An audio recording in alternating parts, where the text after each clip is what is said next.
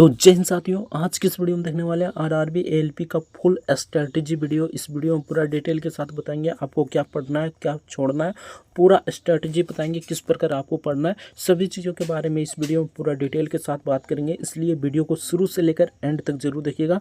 RRB ALP के लिए best strategy video, सबसे बेस्ट स्ट्रेटजी वीडियो है। ऐसा वीडियो आपको यूट्यूब पर कहीं नहीं मिलेगा, इसलिए इस वीडियो को शुरू से लेकर एंड तक जरूर देखिएगा। और हम सेलेक्टेड टॉपर्स से बातचीत किए हैं और उसमें क्या बताया है टॉपर्स ने, इसके बारे में भी जानकारी देंगे, इसलिए वीडियो को शुरू से लेकर एंड तक जरूर देखिएगा। इस वीडियो को देखने के बाद आपको दूसरा कोई वीडियो देखने की कोई आवश्यकता ही नहीं पड़ेगा, इसलिए फुल सिलेबस और फुल स्ट्रेटजी के साथ इस वीडियो को लाए हैं। तो चलिए फटाफट से वीडियो को शुरू करते हैं। आपसे ये रिक्वेस्ट होगा कि वीडियो को शुरू से लेकर एंड तक जरूर देखिएगा। चैनल पर नया तो चैनल को सब्सक्राइब जरूर से कर लीजिएगा, वीडियो को लाइक नहीं किया तो वीडियो को लाइक जरूर से कर दीजिएगा। तो चलिए हम फटाफट से वीडियो को शुरू करते हैं। रेलवे की पल पल अपडेट के लिए हमारे चैनल को सब्सक्राइब करना ना भूलिएगा। तो चलिए हम फटाफट से वीडियो को शुरू करते हैं। तो चलिए फ्रेंड्स, पहले हम बात करते हैं आरआरबी एएलपी का फुल सिलेबस क्या है, उसके बाद बात करेंगे स्ट्रेटजी आपका क्या होना चाहिए, ताकि आप एक बार में ही यानी कि फर्स्ट अटेम्प्ट में ही अपना एग्ज़ाम निकाल सकें। अगर आपका सेकंड अटेम्प्ट भी है तो इस वीडियो को शुरू से लेकर एंड तक जरूर देखिएगा, आपको समझ में आ जाएगा किस प्रकार हमें तैयारी करना है, ताकि हमें यानी कि हम आराम से सेकंड अटेम्प्ट में भी अपना एग्ज़ाम निकाल सकते हैं।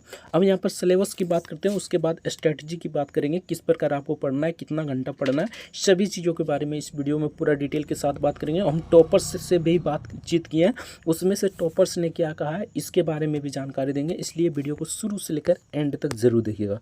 पहले हम देख लेते हैं इसका सिलेबस किस प्रकार है, उसके बाद हम बात करेंगे टॉपर्स ने किस प्रकार हमें बताया किस प्रकार पढ़ना चाहिए स्टूडेंट को, और अपना एक सीट पक्का कर लेंगे।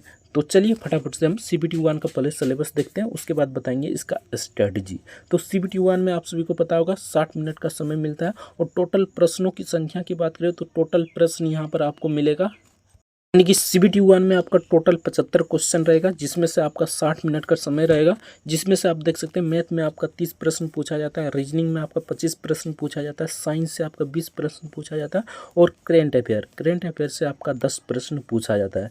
तो कुछ इस प्रकार सिलेबस है, यानी कि टोटल प्रश्नों की संख्या की बात करें तो यहाँ पर देख सकते हैं टोटल प्रश्नों की संख्या आपका 70 रहेगा, यानी कि 75 यहाँ पर 75 रहेगा, और समय की बात करें तो 60 मिनट ही रहेगा। तो यहाँ पर टाइम टेकिंग यानी कि टाइम बचाना है आपको, यानी कि एक क्वेश्चन पर एक मिनट आपको नहीं मिल रहा है, जैसा कि यहाँ पर देख सकते हैं। इसके बारे में आगे बात करेंगे। तो चलिए अब CBT 2 की बात करते हैं। तो CBT 2 में आपका पार्ट ए होता है, आप सभी को पता होगा, पार्ट बी होता है। पहले समझ लीजिए, पार्ट ए होता है और पार्ट बी होता है। पार्ट ए के आधार पर आपका मेरिट बनता है, पार्ट बी सिर्फ क्वालिफाई होता है, इससे इसका नंबर आपका फाइनल में नहीं जुड़ता है, ठीक ना। अब की बार पार्ट बी में हम बताएं तो अब की बार पार्ट बी में बहुत सारे छात्र फेल हुए हैं।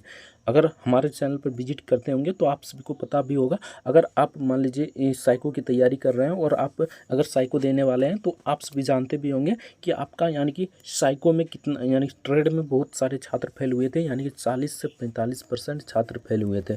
तो इस पर एक प्रॉपर वीडियो बनाएंगे पार्ट बी की किस प्रकार तैयारी करें। बहुत ही नॉर्मल होता है यार पार्ट बी। अब जिस ट्रेड से हैं, मान लीजिए आप इलेक्ट्रिशियन से हैं तो इससे ही आपका क्वेश्चन पूछा जाएगा, डीजल मैकेनिक से हैं तो इससे ही आपका क्वेश्चन पूछा जाएगा, यानी कि इसी से रिलेटेड आपका क्वेश्चन रहता है। तब फिर भी देख सकते हैं 40 से 45% छात्र फेल था। कुछ ऐसे छात्र था जो 75 मार्क्स ला रहा था, 70 मार्क्स ला रहा था और ट्रेड में फेल था। तो आपको ट्रेड किस प्रकार तैयारी करना है इसके बारे में भी जानकारी देंगे, इसलिए वीडियो को शुरू से लेकर एंड तक जरूर देखिएगा। बाद में इसका स्ट्रेटजी बताएंगे किस प्रकार आपको स्ट्रेटजी फॉलो करना है। अब CBT 2 की बात करते हैं तो CBT 2 के पार्ट 1 में आप देख सकते हैं मैथ का प्रश्न पूछा जाता है, रीजनिंग का, उसके बाद साइंस एंड इंजीनियरिंग, यानी कि ये 3 सब्जेक्ट रहता है, और इससे ही आपका क्वेश्चन पूछा जाता है। टोटल प्रश्नों की संख्या की बात करें तो टोटल प्रश्न आपका 100 नंबर का होता है, और यहाँ पर देख सकते हैं मिनट यानी कि समय आपका 90 मिनट यानी कि 1.5 घंटे का समय मिलता है। तो कुछ इस प्रकार है, यहाँ पर देख सकते हैं। उसके बाद पार्ट बी में बात करें तो पार्ट बी में आपका ट्रेड होता है, यानी कि ट्रेड होता है जिसमें आपका 75 प्रश्न पूछा जाता है, और यहाँ पर 60 मिनट का ही समय रहता है, यानी कि 75 प्रश्न पूछा जाता है और 60 मिनट का समय रहता है। इसमें से बात करें आपको कितना मार्क्स लाना होता है, तो इसमें से सिर्फ और सिर्फ यानी 75 क्वेश्चन पूछा जाता है तो इसका 33% सॉरी यहाँ पर 35% इसका मार्क्स लाना होता है। यानी कि इसमें से आपको 75 में से कितना मार्क्स लाना होता है तो 35%। अगर इसका 75 का 35% निकालते हैं यहाँ पर 35%, तो यहाँ पर देख सकते हैं 26.25 मार्क्स आता है आपको 75 क्वेश्चन में। यानी कि इसमें नेगेटिव मार्किंग भी रहता है, जैसा कि आप सभी को पता होगा 1/3 नेगेटिव रहता है, तो ये भी आपको देख कर चलना है। यानी 3 क्वेश्चन की गलत कीजिए तो एक क्वेश्चन आपका सही वाला काट लिया जाएगा। तो कुछ इस प्रकार है, इसमें से आपको 26.25 मार्क्स लाना होता है और इसमें ही छात्र बहुत सारे फेल हो जाते हैं। यानी कि पार्ट ए में तो अच्छे मार्क्स ला लेते हैं 70, 75, 80 इस प्रकार, लेकिन पार्ट बी में फेल हो जाते हैं। तो इसके बारे में जानकारी देंगे किस प्रकार आपको तैयारी करना है। अब बात करें यानी कि CBT 3 में, यानी कि CBT 3 या CBAT कह सकते हैं, ठीक ना, यानी CBAT या साइको, इसमें आपका 5 बैटरी टेस्ट होता है। इसमें से आपको 42% मार्क्स लाना होता है, हर बैटरी में आपका 42% मार्क्स लेना होता है। अगर ये सब क्वालिफाई करते हैं तब, यानी कि आप CBT 1 क्वालिफाई कर लेते हैं तो आपका CBT 1 क्वालिफाई करते हैं तो इसका आपका फाइनल में मेरिट नहीं जुड़ता है, सिर्फ क्वालिफाई। अगर क्वालिफाई कर लिए आप CBT 2 एग्ज़ाम देंगे। CBT 2 में आपका पार्ट बी क्वालिफाई होना चाहिए, यानी कि 25.75 क्वेश्चन में आपको 25 मार्क्स लाना होता है, यानी कि इसका 33% मार्क्स लाना होता है। 75 क्वेश्चन का आपका 35% मार्क्स लाना होता है। 35% निकालते हैं तो 26.25 आ जाता है। तो कुछ इस प्रकार यहाँ पर है, इसमें पास होना होता है। उसके बाद ही आप साइको देने जाइएगा, इसका मार्क्स और यहाँ पर साइको का मार्क्स, यानी कि पार्ट ए CBT 2 का पार्ट ए, उसके बाद यहाँ पर साइको का मार्क्स, दोनों को इंक्लूड कर आपका फाइनल मेरिट तैयार किया जाता है। यहाँ पर देख सकते हैं कुछ इस प्रकार बनाए final merit, part A plus part CBAT, यानी साइको टेस्ट जिसे कहते हैं। और यहाँ पर पार्ट ए से आपका 70% मार्क्स लिया जाता है, यानी कि पार्ट ए में जितना 100 प्रश्न में जितना भी मार्क्स लाए हैं, मान लीजिए 80 मार्क्स लाए तो इसका 70% निकाला जाएगा। उसके बाद आपका साइको के से 30% मार्क्स लिया जाता है और दोनों को जोड़कर फाइनल मेरिट तैयार किया जाता है। अगर इसका स्क्रीनशॉट मारना चाहते हैं तो एक स्क्रीनशॉट भी मार सकते हैं। बाकी इसका PDF का लिंक नीचे डिस्क्रिप्शन में टेलीग्राम का लिंक होगा, तो वहाँ से जुड़ जाइएगा, तो वहाँ से आपको प्रोवाइड करा दिया जाएगा। तो कुछ इस प्रकार है, यानी कि आपको पार्ट बी में हम बताते हैं किस प्रकार आपको तैयारी करना। जिस भी ट्रेड से आप हैं, मान लीजिए डिजिटल मैकेनिक्स हैं या फिटर्स हैं या इलेक्ट्रीशियंस हैं, जिस भी से हैं, तो उसको अच्छे से आप मतलब रीडिंग कर लीजिए और पढ़ लीजिए अच्छे से, क्योंकि उसी से आपका क्वेश्चन पूछा जाता है और आराम से पास करते हैं यार, यानी कि आराम से पास कर सकते हैं। इसको हल्के में नहीं लेना है, ठीक ना। यानी कि अगर पार्ट ए CBT 1 क्वालिफाई कर जाते हैं तो इसको हल्के में नहीं लेना है, पार्ट बी को आपको हल्के में नहीं लेना है, अच्छे से तैयारी करना है, दोनों पर फोकस करना है। यानी CBT 2 के पार्ट ए पर भी और पार्ट बी पर भी, दोनों पर आपको यानी कि दोनों पर ही आपको ध्यान देना है। ये नहीं कि एक पर, इस पर ध्यान दिए इस पर छोड़ दिए, तो इस प्रकार नहीं करना है, दोनों पर ही इक्वल ध्यान देना है। क्योंकि इसमें अगर फेल हो जाते हैं तो आपका यहीं से रास्ता समाप्त हो जाता है, साइको देने नहीं जा सकते, ठीक ना। तो कुछ इस प्रकार की जानकारी। बाकी स्ट्रैटेजी की बात करें तो आपको अगर मान कर चलते हैं, अभी से आप तैयारी करना शुरू करते हैं। अभी तो आपका एग्ज़ाम मान लीजिए तो नवंबर दिसंबर में होने वाला है, जैसा कि आप सभी को पता होगा, नवंबर दिसंबर में आपका एग्ज़ाम होने वाला है। तो अभी से आप तैयारी कीजिए, यानी कि अभी से मान कर चलिए। तो अभी से आपका कितना समय है, तो यहाँ पर देख सकते हैं नवंबर दिसंबर में होगा, तो करीब 5 मंथ का समय है। तो 5 मंथ, यानी कि अगर आप नए छात्र हैं तो 5 मंथ किस प्रकार आपको तैयारी करना है, यानी कि 5 मंथ आपको किस प्रकार तैयारी करना है, यहाँ पर समझ लीजिए। जैसे कि टॉपर्स से बात किए थे तो बहुत सारे छात्र ऐसे बोल रहे थे, पहले हम सिलेबस कंप्लीट किए। जैसे देख लीजिए यहाँ पर, इस पर ध्यान देना है सबसे ज़्यादा, यानी कि मैथ पर आपको कैलकुलेशन पर ध्यान देना है। यानी कैलकुलेटिव मैथ आता है तो आपको कैलकुलेशन पर ध्यान देना है। वैसे भी प्रीवियस ईयर क्वेश्चन देखिएगा तो बहुत ही आसान क्वेश्चन पूछा जाता है, आराम से बना लीजिएगा। अगर बेसिक जानकारी है तो आराम से आप क्वेश्चन को अटेम्प्ट कर सकते हैं, ठीक ना। रीजनिंग की बात करें तो रीजनिंग में यानी कि इक्वल समय देना है, यानी कि ज़्यादा समय नहीं देना है। रीजनिंग तो सब बना लेता है। बाकी साइंस मोस्ट इंपॉर्टेंट है, ठीक ना। साइंस पर भी आपको ध्यान देना है। साइंस से 20 प्रश्न पूछा जाता है, फिजिक्स केमिस्ट्री हो गया, बायोलॉजी हो गया और यहाँ पर इन्वायरमेंट हो गया, ठीक ना। यानी चारों से क्वेश्चन पूछा जाता है, तो चारों को आपको अच्छे से देखना है। उसके बाद करंट अफेयर की बात करें, ये CBT 1 के लिए स्ट्रेटेजी बता रहे हैं, ठीक ना।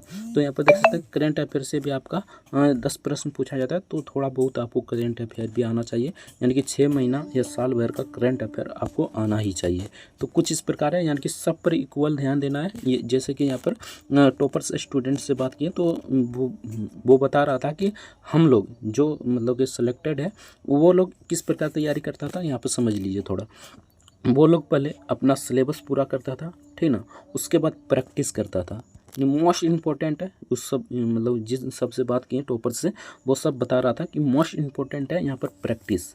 जितना आप प्रैक्टिस कीजिएगा, क्योंकि यहाँ पर देख सकते हैं जीके और जीएस का क्वेश्चन नहीं पूछा जाता है, यहाँ पर देख सकते हैं, ठीक ना। यानी कि यहाँ पर सबसे ज़्यादा वेटेज किसका है, तो यहाँ पर मैथ हो गया, रीजनिंग हो गया और साइंस हो गया। तो साइंस तो खैर चल जाएगा, यानी कि साइंस तो अगर आप मतलब थोड़ा बहुत पढ़े हैं, 10th 12th अच्छे से पढ़े हैं तो आपका साइंस चल जाएगा। लेकिन मैथ और रीजनिंग पर आपको प्रैक्टिस मोस्ट इम्पोर्टेंट पार्ट है। और अगर एग्ज़ाम डेट आ जाता है तो आपको 2 मॉक टेस्ट डेली लगाना है, जैसा कि टॉपर्स ने बताया उसी प्रकार हम बता रहे हैं यहाँ पर, ठीक ना। यानी 2 मॉक टेस्ट हमेशा लगाना है, यानी कि हर एक दिन लगाना है, ठीक ना। तो चलिए, अगर एग्ज़ाम डेट आ जाता है तब अभी आपको 2-4 दिन में एक मॉक टेस्ट लगाना ही लगाना है। और आपको मोस्ट इम्पोर्टेंट चांस है कि आपको यहाँ पर देख सकते हैं, मोस्ट इम्पोर्टेंट यही है कि आपको प्रैक्टिस अधिक से अधिक करना है। पहले आप थ्योरी कंप्लीट कीजिए, जैसे कि आप संख्या पद्धति पढ़ रहे हैं यानी नंबर सिस्टम पढ़ रहे हैं, तो नंबर सिस्टम को अच्छे से, कंसेप्ट को अच्छे से ध्यान में रख लीजिए और एक नोट्स बना लीजिए। उसके बाद आप किरण पब्लिकेशन या किसी भी बुक को परचेज कर सकते हैं, डिस्क्रिप्शन में लिंक दे देंगे बुक का, तो वहाँ से परचेज कर लीजिएगा। और सिंपल सा आपको प्रैक्टिस, यानी कि प्रैक्टिस मोस्ट इंपॉर्टेंट है, इसलिए प्रैक्टिस करते रहिएगा, ठीक ना। तो कुछ इस प्रकार है। उसके बाद बात करते हैं CBT 2 के लिए, जैसा कि टॉपर्स ने बताया उसी प्रकार हम भी बता रहे हैं यहाँ पर, ठीक ना। तो CBT 2 में आपको मैथ, रीजनिंग, उसके बाद साइंस एंड इंजीनियरिंग, यानी कि ये सबसे क्वेश्चन पूछा जाता है। तो ये तो मोस्ट इंपॉर्टेंट हो जाता है।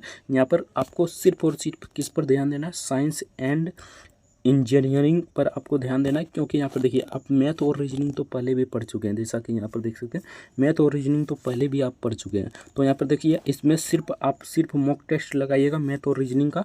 उसके बाद यहाँ पर सबसे ज़्यादा फोकस करना है तो साइंस एंड टेक पर आपको फोकस करना है। उसके बाद सबसे ज़्यादा ध्यान देने की आवश्यकता है आपको ट्रेड पर।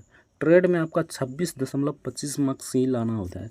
तो इसमें आप उतना नेगेटिव नहीं कीजिएगा। जैसा कि हम छात्रों का हम अगर स्कोर कार्ड चेक किए थे तो वो आराम से 31 क्वेश्चन सही कर लिया था, लेकिन वो वहाँ पर कहाँ पर चल गया, तो 25 क्वेश्चन रॉन्ग कर दिया, 30 क्वेश्चन रॉन्ग कर दिया। तो ऐसा आपको नहीं करना है, रिक्स बिल्कुल नहीं लेना। अगर आपका मान लीजिए 35 क्वेश्चन सही हो रहा है तो 2-4 क्वेश्चन मतलब एक्स्ट्रा मारिए, बाकी आप छोड़ ही दीजिए। यानी 10-20 क्वेश्चन रॉन्ग मत मार दीजिए, क्योंकि यहाँ पर देखिए फेल हो जाइएगा तो यहीं से आपका करियर समाप्त हो जाता है, यहीं से आपको निकाल दिया जाता है, ठीक ना।